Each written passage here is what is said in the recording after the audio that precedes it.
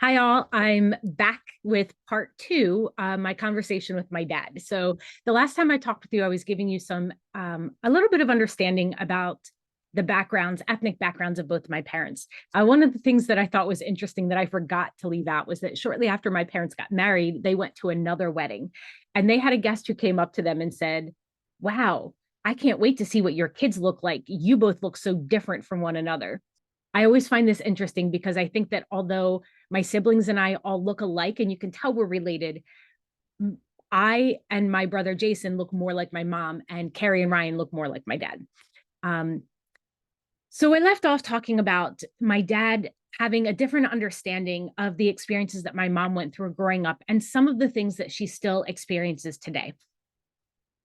I would say it was in December. I went to lunch with my dad and we were talking about this. And he said, "I don't understand because your mom talks about growing up and she and I have such similar styles, like similar experiences. Both of our parents came over here and really worked so hard to be able to provide a house and food and support the family. You know, we had the same socioeconomic experiences. Both of our parents were hardworking and dedicated." And I said, "Yes, you're right. You did. And so you both experienced challenges around socioeconomic status, and you had amazing role models who showed you the power of hard work and collaboration to be able to achieve your dreams."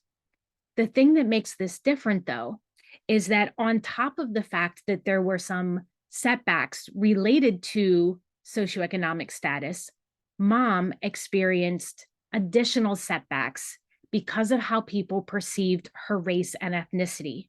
And as a white man, you didn't experience that. And so I shared with him some of the things that my mom had told me about what it was like for her growing up in high school. And he said, "Wow, I don't remember those stories or hearing them before." And I said, "Dad, when people look at mom, they don't see a white woman. They see somebody who is non-white. And when they look at you, they see somebody who is white." And he said, "I never thought about that because when I look at her, I see her as a person, not as her ethnicity."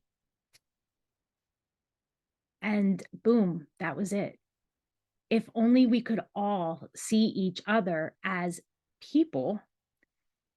But what happens is, and based on one of the earlier videos I had done, we have all these associations that are thrown at us from the media, from experiences, from family. And over time, we start to take those associations and they become more powerful. And then we start to make assumptions. And the thing is, it's not that we don't see color, and we do. And the more we say we don't, we're actually training our brains to see it. But what happens is we start to make assumptions based on associations that have been created for us over time, and we're not even doing it on purpose.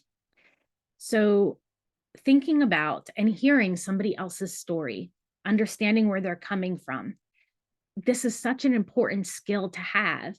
And I think that in so many instances, our communication skills, our empathetic listening, our ability to connect with each other has been hindered because of COVID, because of social and political experiences over the last few years, that we need to find our way back to each other again so that we can understand the stories that have made people become who they are and connect better to each other in a way so that we see each other's humanities and understand that we are complex individuals made up of multiple identities that come together and that we're not any one of those identities.